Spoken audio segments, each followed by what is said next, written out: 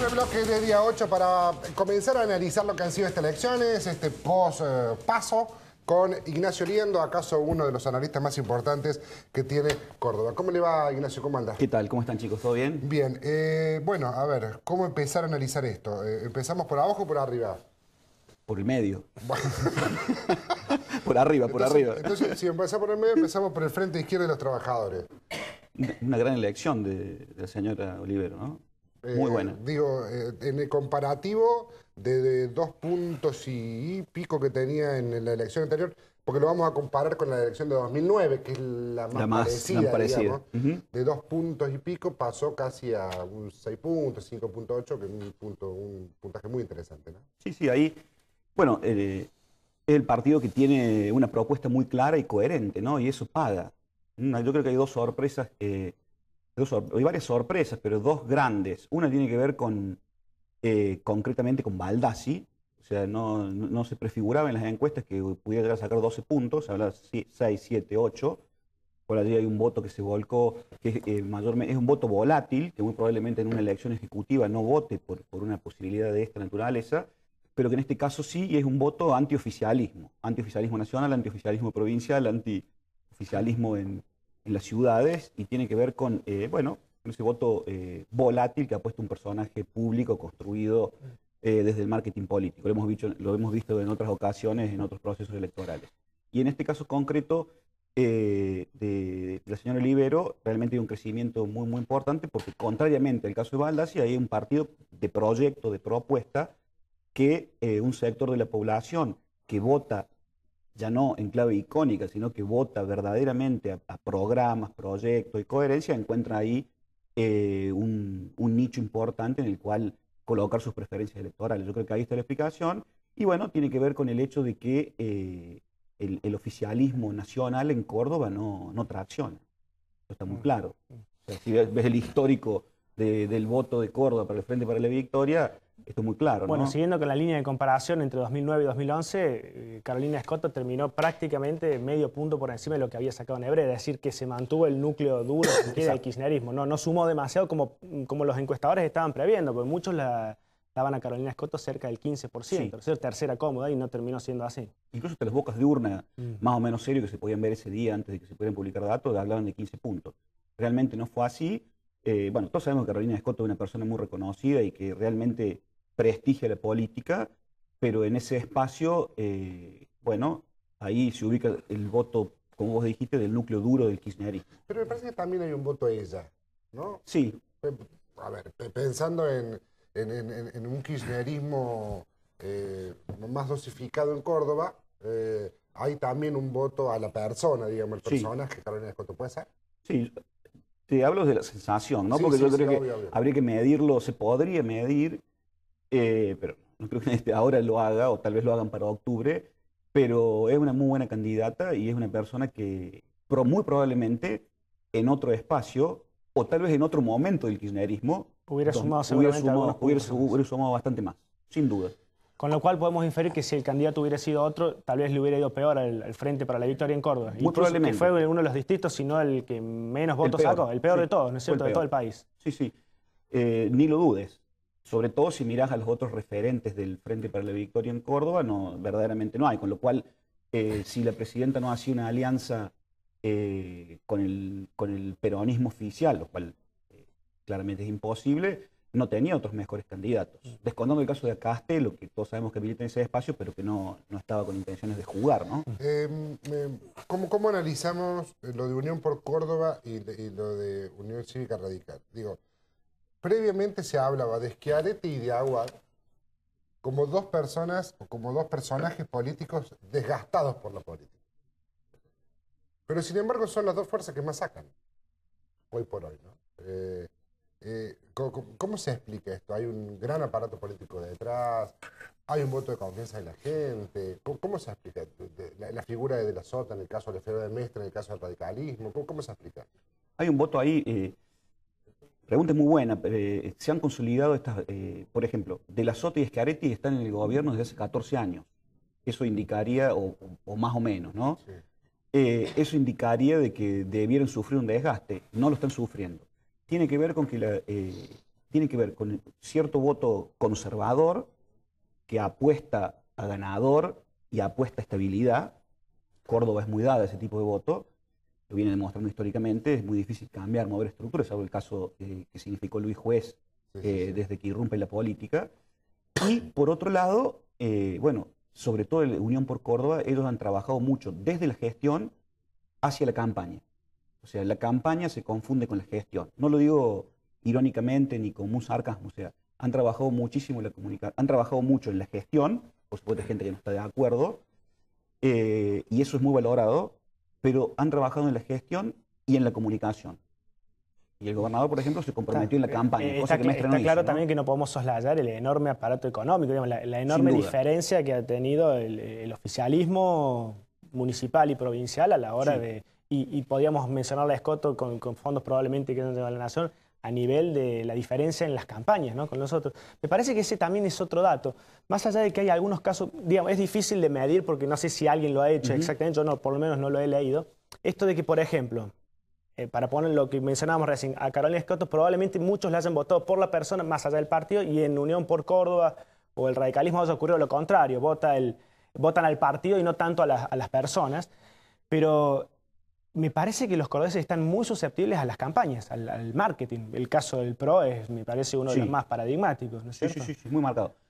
No hay que soslayar, como volviendo un poco al tema anterior, no hay que soslayar el poder del aparato, ¿no? La capacidad de movilización que tiene el PJ, que tiene el UCR, per se, y ligados a los estados provinciales y al estado municipal de la ciudad de Córdoba. Eso es una capacidad que la oposición no tiene. Pero sí, el electorado de Córdoba es muy influenciable a la campaña, o sea, todo lo que implica al marketing político, y está mucho más politizada la sociedad cordobesa de lo que podemos creer. Porque viste que hay un lugar común instalado de que hay desafección política. Eso es cierto, la gente no participa en los partidos políticos, mayormente. Pero eso no quiere decir de que no haya, de que no sepa, de que no se informe, de que no esté pendiente. O sea, la gente está muy pendiente de la política. O sea, hay desafección política porque no hay militancia como había en los 80, pero tampoco es tan grave ese desamor por la política como se quiere creer, y la gente está de algún modo involucrada, entonces mira propuestas, piensa, y los medios juegan un rol fundamental también.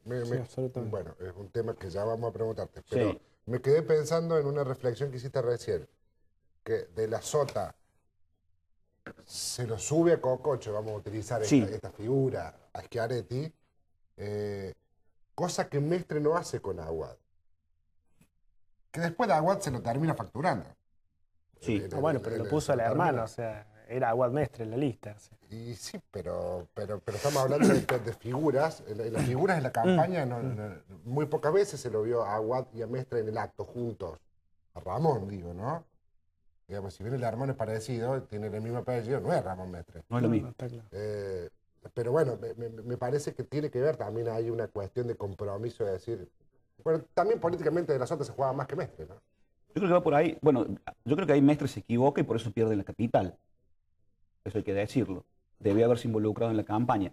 No le fue mal, o sea, sigue teniendo el liderazgo del partido y seguramente será una figura política relevante en los próximos 20 años, si no mediar nada extraño en el medio. Ramón Mestre es una figura relevante en la política de Córdoba en los próximos 20 años como mínimo. Ahora, en este tramo de esos próximos 20 años se tiene que esforzar más. De la Sota, que tiene mucha más experiencia en esto, se puso el hombro a la campaña, como dijiste, se lo puso a Cococho, a Schiaretti, y salió a pelear en cada uno de los actos y en toda la publicidad oficial y en el marketing, porque claro, él ponía toda la carne en el asador pensando en su proyección nacional. Claro, es que ahí el tema. Y yo creo que sale ileso de eso, ¿eh? Le fue bien, en ese sentido le fue bien. Liendo, ¿qué lectura podemos hacer de dos partidos, dos referentes de la política local? En un caso Olga Ruitor y en el otro caso Luis Juez, más allá de que Luis Juez no fue el candidato, que son, si se quiere, los que más votos han resignado comparándolos con la última elección de 2009, por ejemplo. Bueno, en el caso de Olga, creo que sus aspiraciones están muy disminuidas hoy por hoy, ¿no? O sea, si lo comparas con la elección a intendente de la ciudad de Córdoba, en que le ha ido bastante bien, bueno, ha perdido un caudal de votos muy grande y no está claro que pueda volver a recuperarlo porque no... O sea, no tiene mayor proyección que eso. Mucho de ese voto se diluyó en nuestras otras fuerzas que hablábamos recién, pero gran parte de ese voto va a Arllora, que es la otra sorpresa de la elección, ¿no? O sea, ahí, así como dije, tenemos en los próximos 20 años Mestre va a ser una figura relevante en la política de la provincia, de no mediar nada extraño en el medio, Yardora también. Pero el tema de Yardora Olga... que ha sido, déjame un segundo, porque no quiero dejar pasar esto, sin restarle mérito propio seguramente a Yardora en su gestión, etcétera, me parece que ha sido la gran movida de la Sota. Sí, el permitirle la interna, el permitirle que crezca, digamos, ha sido realmente una jugada, digamos, tácticamente me parece la más inteligente que se ha visto en la campaña. Termina sumándole realmente mucho. Sí, no que le pegan. No, para neutralizar. O sea, por eso. Fue una propuesta, la de Yardora. Tengo la sensación, y lo charlemos esto, digo, esto que permite a Yardora ponerlo donde está y competir con Frente Schiaretti, lo que a priori parecía un David contra Goliat, al no agredirse, porque no hubo agresión, es Goliat con David. Es Goliat con David, suman, y automáticamente esa jugada hace desaparecer a ciertos satélites, o no desaparecer, bueno, principalmente a Olga Riditoria, Luis Juez, si se quiere, de algún modo le sirve al de la Sotismo. No miré los datos. Sí, estoy de acuerdo. No miré los datos concretos del PJ en la capital, que le ganó a Mestre. Lo tenemos ahí, a ver. Pero parece que a Yardora le fue bien en Córdoba capital, ¿no? Claro. Ese es el dato que avala lo que vos estás diciendo. Ahí está, mirá. Claro. En capital, Fuerza de la Gente saca el partido de Garruitor 11.94 y el partido Unión por Córdoba saca 20.71, en donde está ahí está contenido la sumatoria. O sea, está claro que es una jugada táctica de la Sota, como vos decías, por dos motivos. Uno, le permite decir en clave republicana que su partido finalmente participa de las PASO. Abrió las puertas a la interna. Que abre las puertas de la interna, o sea, con lo cual desde el punto de vista discursivo eso es muy valioso, porque si vos te fijas, la idea que estaba instalada en los medios de la semana y el fin de semana, ¿cuál era? De que era una encuesta nacional las PASO, que de hecho lo son. Y por otro lado, le permite neutralizar el voto de Olga Riditoria.